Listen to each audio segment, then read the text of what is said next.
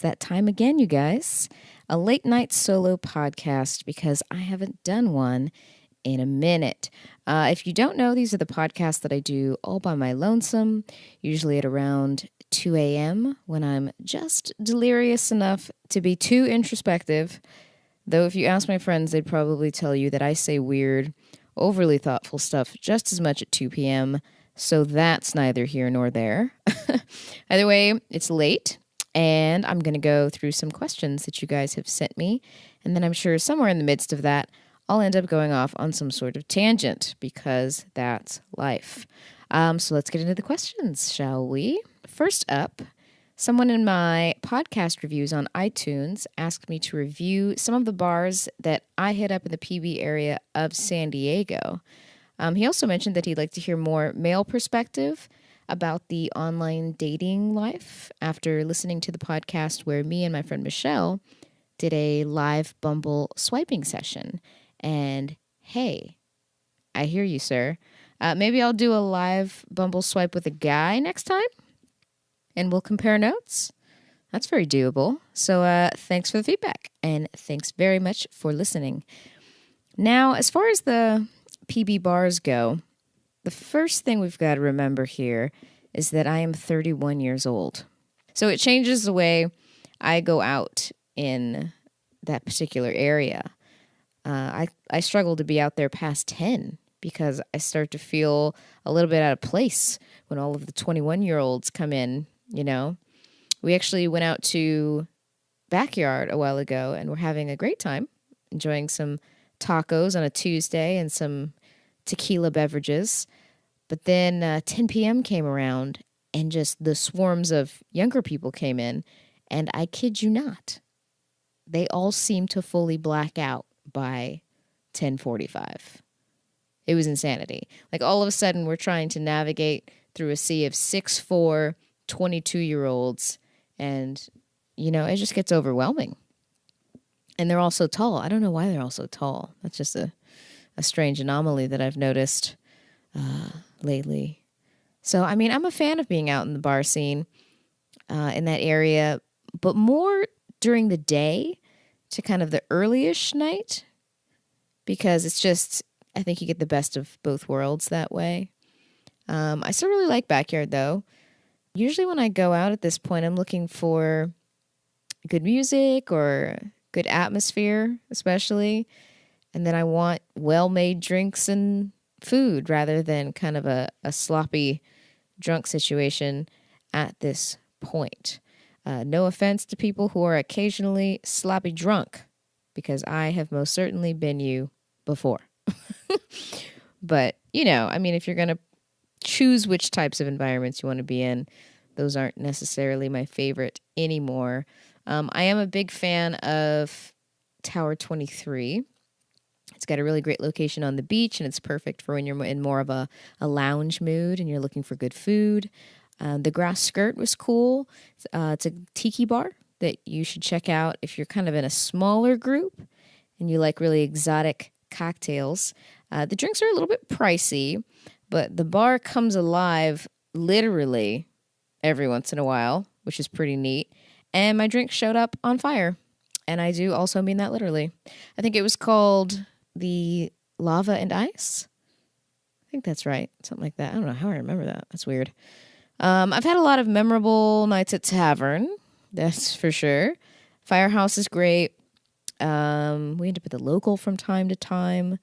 I'm actually pretty excited to see what's up with the two newer bars that are in the area. The one that's under construction next to Backyard that used to be PB Bar and Grill, and the one that's next to Shore Club called Water Bar, which I believe just recently opened. So I'll have to check those out for sure. I'll tell you that two of my favorite places to eat are in PB, and those would be Enoteca Adriano, which is an amazing Italian restaurant on Cass Street, and Costa Brava, which is a Spanish tapas restaurant that's right on Garnett. They're both incredible, and I've never been disappointed with my food or experience ever. I think what makes a place one of my favorite places to go, whether it's, you know, bars or restaurants, it's really just about the consistency. And I always know that whatever I get is going to be amazing. Next up, I got this question on Instagram. With your screenwriting and blog writing experience, have you ever considered writing for video games? And what other facets of media are you interested in? Dude, yes. I've always said that writing for video games would combine two of my loves, and I definitely keep my eyes open for those kinds of opportunities. I mean, like if I were to ever be a part of something that was as well written and designed as The Last of Us, for example, my God, I'd faint. I'm obsessed with that game. A couple games that I'm really excited for coming up too. Ni no Kuni 2. Yes, I super nerded out on the first one that came out for the PS3. Last of Us 2, which is coming out in forever from now, but I'm super excited because it's my favorite game of all time, pretty much. Days Gone, A Way Out, Death Stranding, which looks amazing. I still haven't played Zelda Breath of the Wild, but I have a Switch now, so I need to get on it. As if that weren't enough, as if all of that weren't enough, besides all the other games I want to play, I just realized that Fallout 4 is available on VR. Like, I just want to wander that post-apocalyptic wasteland, And you hang out with dog meat and, like, do some side quests. It's like there's never going to be enough time or money to keep up with all the amazing games that are being released, but I can't help but slowly try. As far as branching out a bit, I've just recently started up a Twitch channel to add in my love of gaming and to give myself even more of an excuse to play them for hours. So hopefully I get myself on a regular schedule for that coming up in the next couple weeks as my real life schedule normalizes. So you can check that out if you're into it. Courtney Diamond is the channel. Surprise, surprise. As far as creative writing goes, it actually just used to be exclusively what I wrote. I was always writing things that were fiction and creating worlds and stuff like that. So I'm hoping that I can work my way towards exploring that part of myself again this upcoming year. Here's one thing I've noticed. I took a couple weeks off of drinking before Christmas, and my resistance to sitting down and writing just skyrocketed. I was so resistant to it. Right now, a bunch of people are like, oh, you took 2 weeks off? I can do that for months and years. I don't drink anymore, etc., etc. Yes, I could do that too. And if you are fully sober, then that is also beautiful. But I like a nice glass of whiskey or red wine here and there. And I realized that it's kind of part of my creative process at the moment, at least. It's like having that glass of wine. I have a glass of wine and then usually a glass of coffee, a cup of coffee when I'm writing, because it's just enough to keep me alert and yet quiet down the judgment that happens in the back of my mind while I'm just trying to get words on the page, So it's actually just something that seems to help me combat the writer's block, quote unquote. You can't go over 2 glasses, though, for anybody who wants to try that, because then your brain's going to get all fuzzy. Next question. Have you thought about adding video to the podcast? Hey, I sure have. I've been considering the idea of moving into that, even if it just begins with recording these solo ones. If that's something that you would be interested in seeing, feel free to let me know, because I'm kind of on the edge with that one right now. On to the next. What have you learned so far by doing your podcast? I've learned that pretty much everyone is nervous about how their voice sounds at first, or whether they'll have interesting things to say. I've noticed that everyone is judgmental of themselves directly after recording, including myself. I've learned that everyone has something interesting to talk about. And also, I've become more aware of what it takes to navigate a conversation. You're always balancing trying to find the places where you can go deeper into a topic, or whether it's time to just be quiet and listen, or whether it's time to keep it moving forward. I try to always be aware of the other person's comfort level and to think about what I can do to help them relax if they're a little bit nervous, because the key thing to aim for is to be as real and honest as you can, despite being recorded, because I think that's what people want to hear. It's certainly what I like to hear when I'm listening to podcasts. So naturally, you're more aware of your speech and you place a kind of a higher level of expectation on yourself, but it's just a part of it all. And it gets easier. The valuable thing about podcasts is that you get to eavesdrop in on two people, or more in some cases, and get lost in it yourself. You can kind of get an idea of who they are, especially the more you continue to listen to the same ones over and over again as you begin to follow people on other podcasts. And you learn a lot, whether it's like intellectual learning and you're learning about subjects, or if you're just learning about how other people think. Here's a good follow-up question to that. What podcasts do I listen to? Let's see. I listen to the Joe Rogan Experience, the Tim Ferriss Show, Under the Skin with Russell Brand, the Aubrey Marcus podcast, the Duncan Trussell Family Hour, Waking Up with Sam Harris, This Past Weekend with Theo Vaughn. Those are the ones I listen to the most heavily. Oh, and I also listen to mine a lot because I do all the editing for it. So I have to. Next question is, what do you think of the motivational / social influencer people? Is that something you want to do or are trying to do?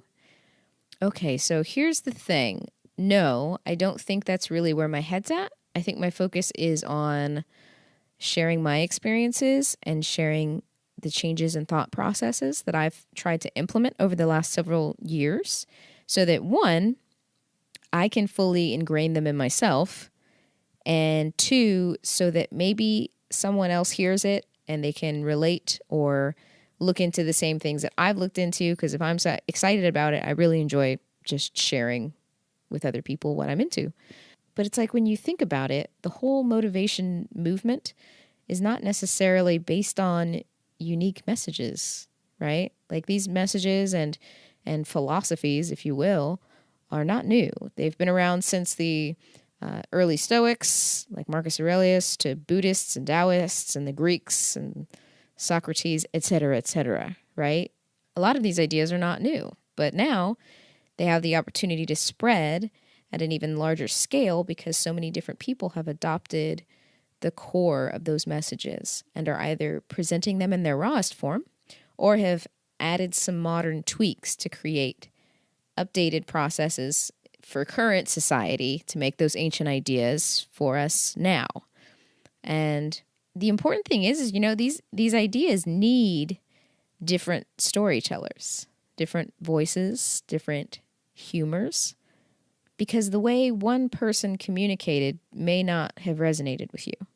But then someone else says it, and for some reason you like them better. For whatever reason. Their humor, their writing style, their looks, let's not be naive here, or you're just able to relate to them more for whatever reason, and something clicks.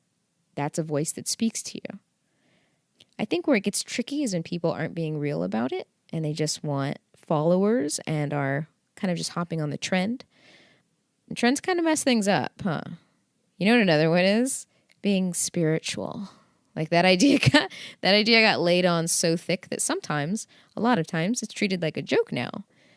I'm not religious, I'm spiritual, right? And some people most definitely abuse that, so it's understandable that it's taken on that tone, but it's also kind of a bummer because it shouldn't be considered a negative description. And speaking of sounding spiritual, energy has been on my mind a lot lately, mostly that I've felt like I don't have enough of it. I fell kind of into that place where I was like, it seemed like I had enough hours, but I didn't really have the energy to put into doing certain things I wanted to get done. And some of it's in my head, and some of that comes from slipping out of helpful routines because of changes in my schedule. But I was walking up the stairs at work the other week. And I mean, like, walking is a bad word for it. Like, trudging is more accurate. And this coworker of mine, who was always in the best of moods, he's originally from another country, and he just exudes gratitude all day long, like legit real gratitude, okay? And he comes up to me and he says, "What's wrong? You don't look like yourself." And that's completely fair play because I'm sure everything in my movement was screaming, I'm tired, right? And I say, just kind of trying to play it off, oh, just a little worn out. I probably just need some coffee because I've been drinking, you guys, I've been drinking so much coffee lately. It's out of control. Anyway, he says, with all sincerity, no, you don't need coffee. All the energy you need is already inside you right now, all the time.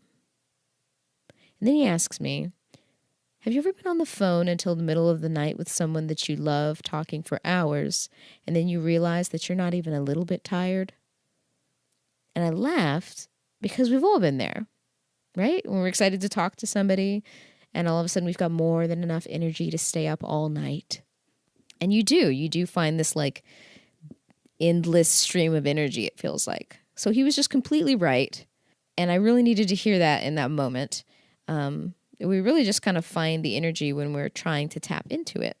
And when we're excited about what we're doing, we're just going to feel a little bit more alive. I really needed that in that moment. And I think that's always really cool when that's something you need to hear really does appear for you. And it's the same concepts that are talked about in like the untethered soul. The untethered soul describes us as being in two states. Like we're either open or we're closed.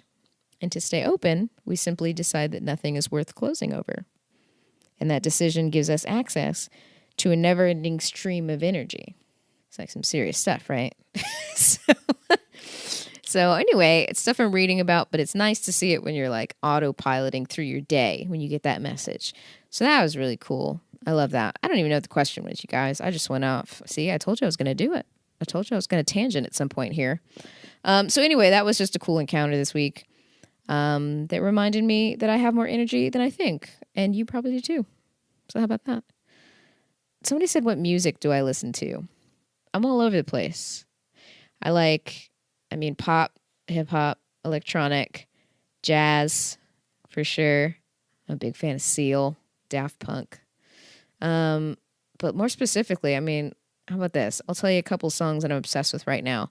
So I'm one of those people that gets obsessed with 3 or 4 songs at a time and then listens to them on repeat until they're permanently ingrained in my being, right? And my neighbors probably think I'm insane, but I can't help myself. So the first song I've been listening to on loop is Feel It Still by Portugal the Man, but it's the Lido remix. I also listened to the original, so that should count as 2, but I'm calling it 1. They're both amazing.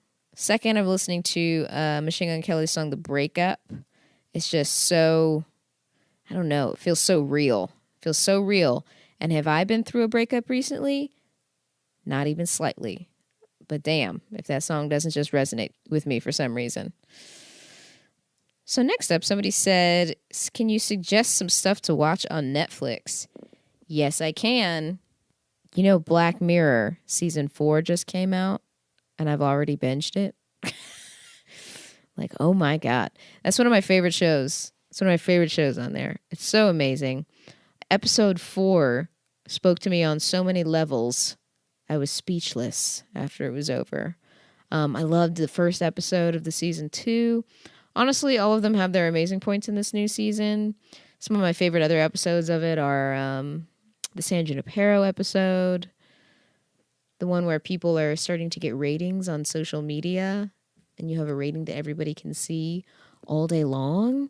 And now that's actually happening in real life in like China or something. Is that the right thing? It's getting late. Is that the right country? Probably. But anyway, that's becoming a real thing. And that's the most amazing thing about that show is you watch it. And every single episode, you can actually imagine that those things would happen. You've got to give it a shot if you haven't watched it. I'm so intrigued with anything to do with the future and what kind of mess we are going to get ourselves into. And that's exactly what you'll think every time you watch one of those episodes. So Black Mirror is something you should watch on Netflix for sure. Also, I would highly suggest, if you're into documentaries, Reggie Yates' Outside Man. It's a series that highlights kind of all kinds of current social issues, and he goes in and talks to people on all sides of the issue to get an idea of what's really happening on the ground level. He takes it all over the world. He's in like Russia and South Africa, Australia, the UK, US, probably more. It's really great. and it's well worth watching next time you're looking for something new to check out. So, I don't know, last subject here, you guys. It's almost a new year, or maybe it's after the new year as you're listening. If so, Happy New Year.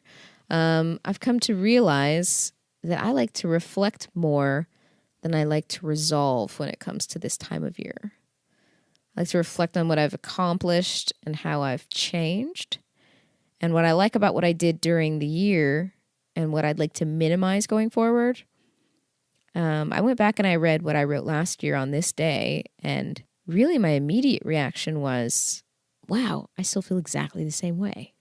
And that's a good thing, because it means that the more positive mindset that I've been trying to create for myself has a firmer hold on me. And I just want to keep it up and probably step it up too, push myself to create more, to get more traveling under my belt, all that good stuff. So just to continue, I'm pretty reasonable at jotting things down all year, which is what we should all do. We don't need January 1st to create that feeling of change in ourselves. It's just a useful time, I think, to stop and check in. So yeah, I think that'll do it for this one, you guys. If you want to read that post that I wrote from last year, that's pinned to the top of my website right now, so you guys can go check that out. But as a reminder, the podcast is brought to you by Audible. If you'd like to support me in my podcast endeavors, you can get yourself a free book of your choice and a free 30-day trial at audibletrial.com/Courtney Diamond, or share that with somebody else who needs a book. I would certainly appreciate it. Otherwise, if you guys want to get in touch with me, you can always find me on the socials at Courtney Diamond. CourtneyDiamond.com is the site. And contactcourtneydiamond@gmail.com is the email. Thanks for listening, you guys, and I will talk to you next time. Happy New Year.